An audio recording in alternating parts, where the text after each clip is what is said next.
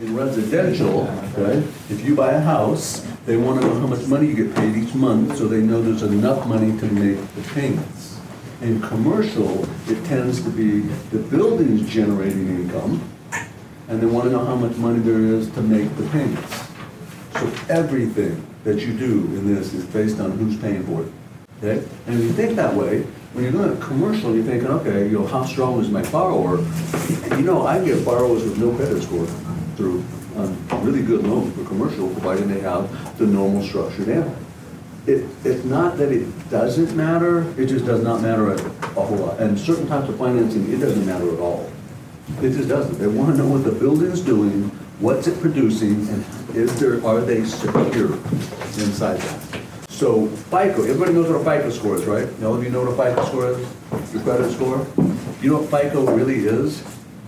It's a calculation to estimate the default rate. A person with a 780 credit score versus a 580 credit score, the person with the 780 is going to default much less than the person with the 580. This is historical analyzation, and that's all FICO is, the default rate. That's all that matters. They want to know, if I put out 100 loans, what percentage of those are going to go bad. That's all FICO is. And so commercial is kind of the same way. They don't care as much what the person is doing, they care what the building's doing. Let's jump to the next one. So, and I hope you can read this. Getting paid, sales versus leases in commercial. In commercial on purchase, it's pretty much the same as it is for residential. You know, 3% pretty average. I've seen everything from 1% to 10%. A lot of raw land and land development type things are 10%, even today. It depends on how hot your market is, those things, but it fluctuates. So, you know, you sell a $2 million building, you get 3% commission, or you make it 3%. It's really simple. In a lease, it's actually very similar.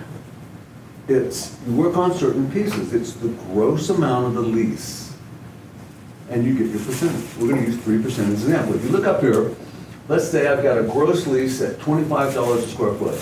So for every square foot in this building, we pay something, and you charge per square foot. How long is the lease, and how many square feet are you leasing?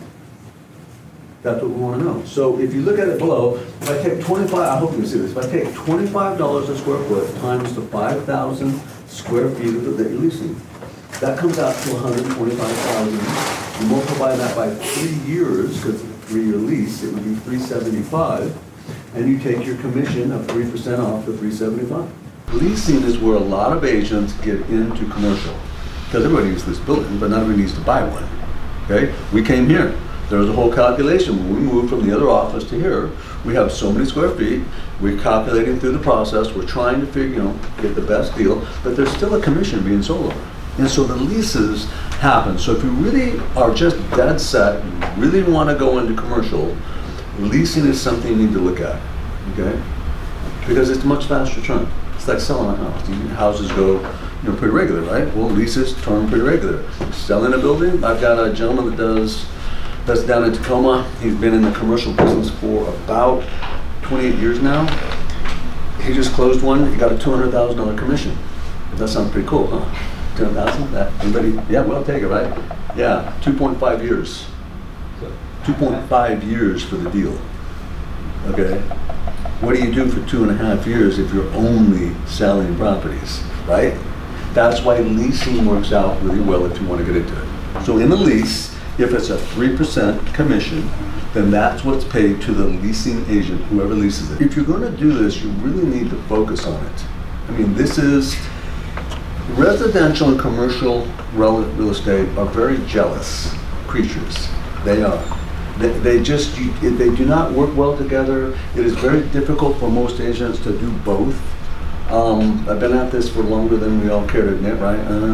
And I've yet to see an actual agent that does extremely well in both. Us being residential brokers, you're gonna get clients that says, hey, I wanna lease something, I wanna sell something, can you help me?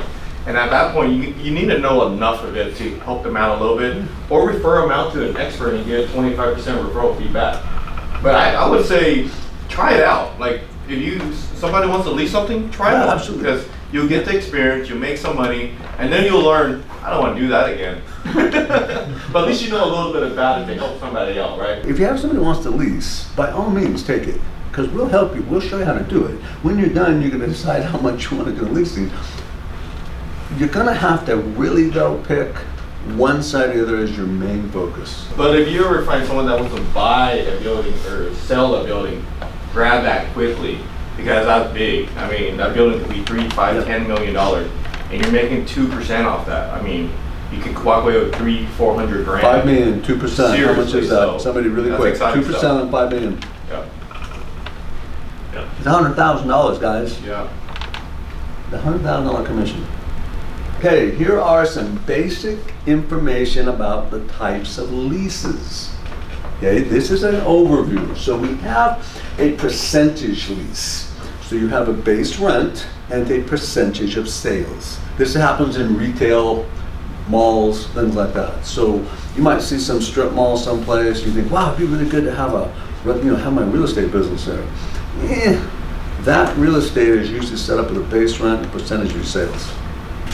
So they want a percent. They can be quite a bit at times depending on what you're doing. Okay. Next one is called a net lease. In addition to the rent on a net lease, the tenant pays some or all of taxes, insurance, and maintenance. You also have a double net lease. So they pay rent and they pay taxes and insurance. And the one that everybody kind of goes to, the triple net, they pay taxes, insurance, and maintenance. Okay, so it benefits any commercial lease on the net, triple net usually favors the landlord's interest. Double net lease favors the landlord, and even on a single net lease, it favors the landlord. Then you have what's called a full service or gross lease. Ones I like the best when I'm on the buyer side or the leaser side, because I know my rent's $25 a square foot, and I don't care what happens to this building. I pay $25 a square foot. I might pay $13 a square foot on a triple net lease, but then I have to pay maintenance, taxes, insurance, and by the time you calculate all of that up, there are some averages that you can kind of generally figure, but you really need to drill down on a building and figure out what the actual costs have historically been for the last 3 years for a space like that. There's a couple things called CAMs too. CAMs are your common areas. And one of the distinctions in leases is between is CAMs. So what's a common area here, guys? This is our area, but that hallway, the bathrooms, the stairways, the elevator, those are your common areas. And generally your CAMs will be an additional amount. Now, like all business, depends on whether it's a buyer or seller's market, a leaseor or leasee's market. Here's the thing though, and we'll figure this out when we get to triple net. The value of your building is based on what you lease it for. Everybody understand price integrity? Anybody eat at Chick-fil-A? Anybody ever? Yeah, Chick-fil-A's not bad, right? You know that Chick-fil-A will never discount their sandwich? No. They don't discount. It's a price and it never comes down. What they do is they'll give you 2 for 1. It's called price integrity. What is a Big Mac worth? To me, $1. Because they've been selling it for $1 for so long, I know they can sell it for $1 and make money. It's only worth $1 to me. Taco Bell, Del Taco, the bean burritos with cheese, they're worth $1. Now they used to actually sell them for more, but everybody got in the habit of selling for so cheap for so long that the price integrity, we all know they're worth X. So most businesses, if I'm leasing a building for 3 years, instead of lowering, it's $25 a square foot gross lease, instead of lowering, I'd like $23 a square foot, $20 a square foot. The owner is saying if I do that, the value of my building goes down. My appraised value will drop. How about if instead of that, it's $25 a square foot, and on a 3-year lease, I'll give you 6 months free. 6 months free, pay the first month, 6 months, then pay your next month, right? 6 months when you calculate it in that 3-year lease, will bring you right down to $20 a square foot.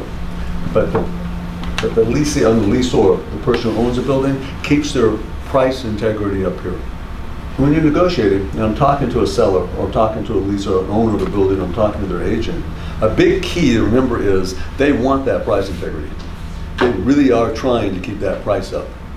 Okay, maybe their financing dictated on it. Maybe there's a whole series of things. New appraisal comes out and it goes down, a loan gets called. They're trying to keep their price integrity. That doesn't mean they won't give you free rent. That doesn't mean they won't do all kinds of extra things to help you. They just keep that in mind when you're working with them. Price integrity is the seller or owner's best friend. Okay? So let's talk about this a little bit. Terms, base rent. This is the very least you'll have to pay each month. Other fees, if any, are added to this amount. Think of it as the base of a hill or mountain. And then they start stacking the other fees on top. So with that said, double net means 2 additional costs will be added to your rent. Usually it's taxes and insurance. Full service, like I said, you've got, there are extras. I'm not saying, they most likely will trickle you with what's called a load factor. You can think of a fully serviced loan as it includes everything, but your rent most likely will be substantially more than the base rent. Does that make sense? So $25 a square foot or $10 a square foot? Which sounds better? If it's full service, I want 10. But if it's a triple net or some other type of rent or a percentage rent, I have to look at other things. Load factor is a method of calculating total monthly rent cost combining usable square feet. Remember, usable square feet. CAMs, the common areas, are not usable square feet. So remember, you have to calculate this too. When you're doing a lease, the question is, does it include CAMs or not? Are CAMs extra? Okay, you'll find out. They'll give you those things. You can know. Okay, so common areas typically restrooms, lobby, elevators, stairwells, hallways. You share a building with the other tenants, and each of you usable, each of you has your usable square. The area you're actually renting as your store or office is substantially equal to your percentage that you contribute toward common areas. So if there are 10,000 square feet in the building, usable, and each one of you rents a quarter of that, you're paying base rent on a quarter. But you're also going to pay to share the other expenses, and you're going to pay 25% of it. If you, on a 10,000 square foot building, had 2,000 square feet, that would be 20%, and you would be paying 20% of the other costs. It's pretty simple. It's just getting familiar with it. So with that said, let's jump next one. Percentage lease. We've had 3 of you come through that I've heard of in the last 6 months. We've had people looking to rent retail space. And so, there's nobody in this room, so there's a lot of brokers about it. We've talked about this. Like I said, usable square feet, and then a percentage of your monthly sales over a certain threshold. So, like I said, it could be your base rent 2,000. Your first 50,000 in sales, you don't pay a percentage. You pay it on the next. Anything above that, you pay a percentage.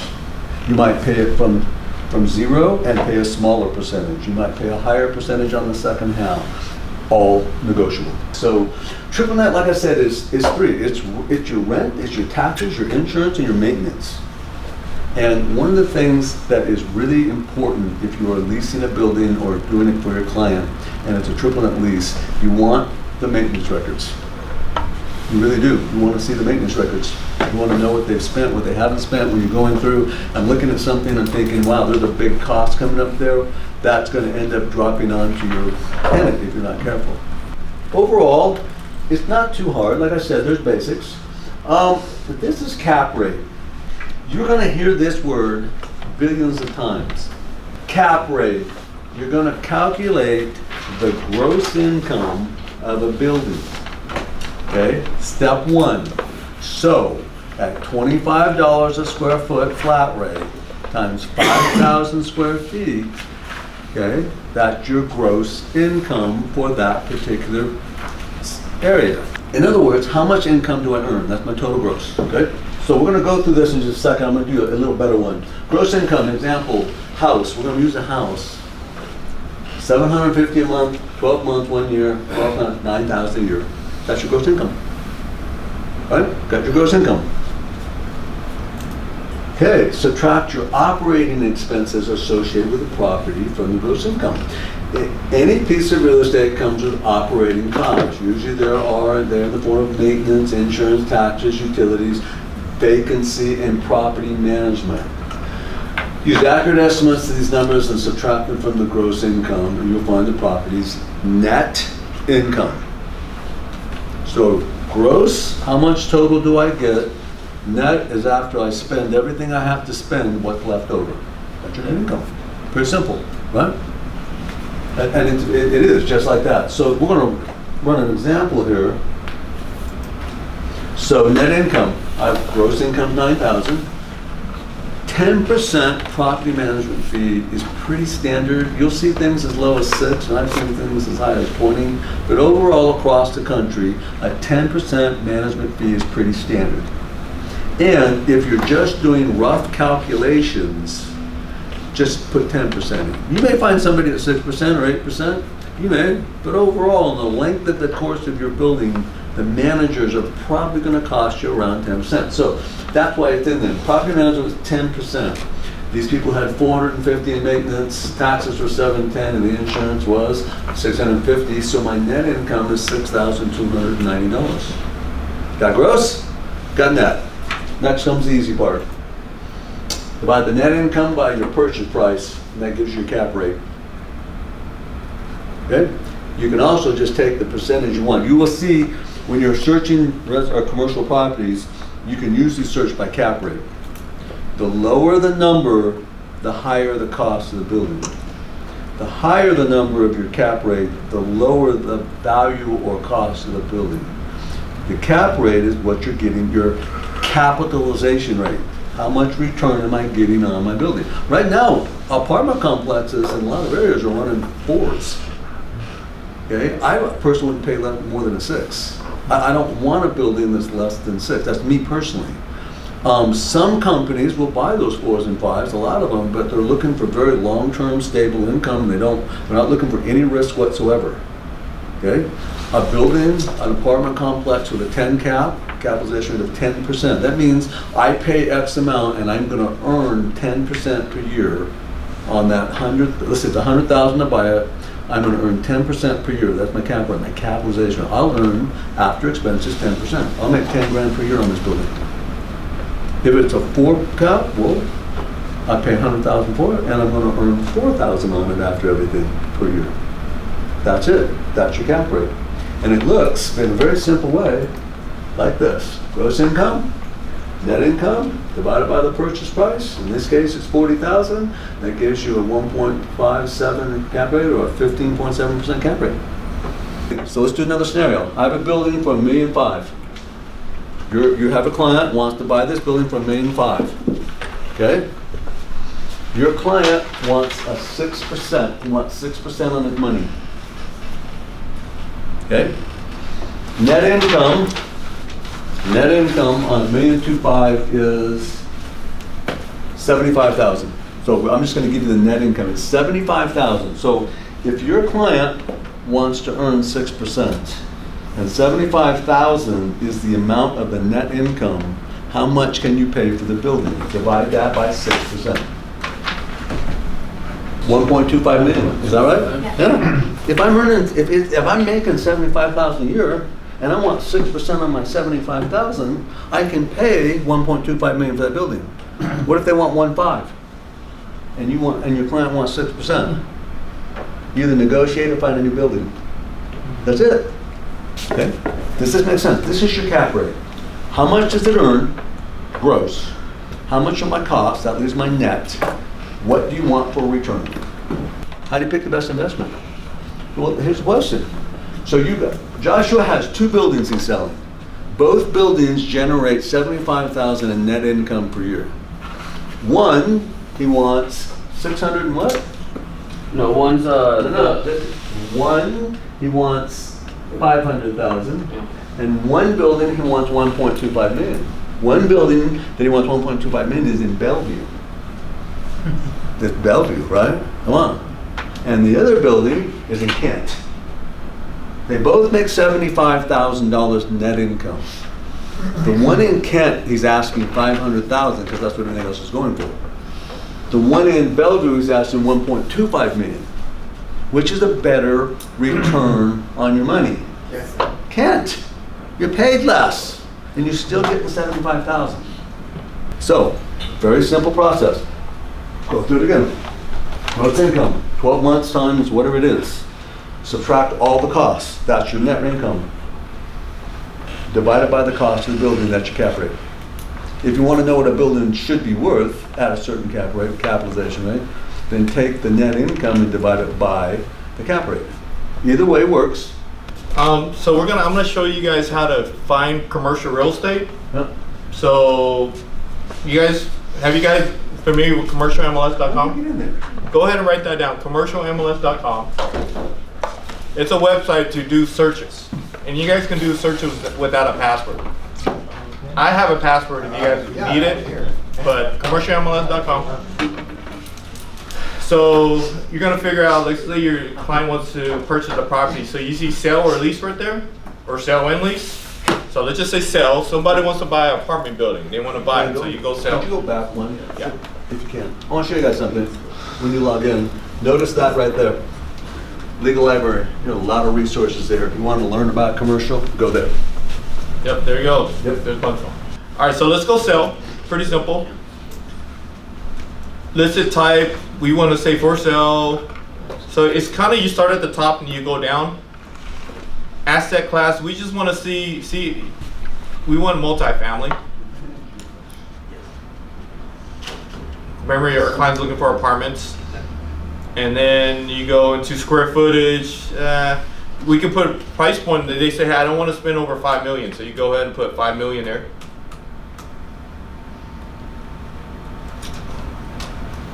And then area location, you see that next button down right there, area location? Probably can't see it, but area location.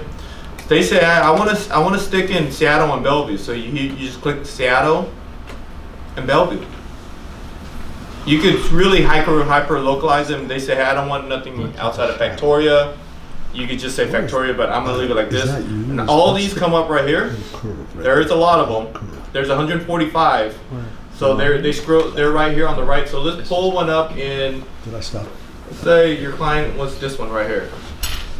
Hollywood Apartments, multifamily is almost 5 million. Price per unit, 412,000, 62 days on the market. And then here's the agent's information if you want to get a hold of them, if you want to view it. And then here's some information that talks about, 12 units, 855 square feet average unit, parking, 11 parking spaces. There's a cap rate right there. It's 355 for West Seattle. Is that good? It seems kind of low. What's GRM again? The what? What's GRM again? 19.60. I think gross rent multiplier. Yeah. But there's all the information on it. So there's the fees right there. If you want to know how much they're trying to figure out the cap rate, they're saying the water and sewer is 15 grand. Property management, there's 4,800. They'll talk about how much they're getting per unit. I don't see that. It should say that somewhere. Well, I guess you can divide like the monthly gross rent, and you can find out there's a total monthly gross rent for a year, and you divide it by 12. Then you divide it by how many units. So you can find a lot about a property just that. Yeah. How do you, what's the best way to figure out what the square footage is going for in that area? Great question. This is active. You'll pull up solds, like you're doing a comp for a regular house, and you pull up solds that are just like this one, and you'll compare them to see like what they sold for and how much this one's asking for. So you can look for, I get a lot of requests for auto shops. A lot of clients want auto shops, for example. You can do a search for auto shops for sale. You could do a search for leases. You could do a search for marijuana grow facilities. You could do a search for anything in there. Just play around with it, but I just kind of showed you how to get there. And if you guys want my password or your own login, just email me and I'll give it to you.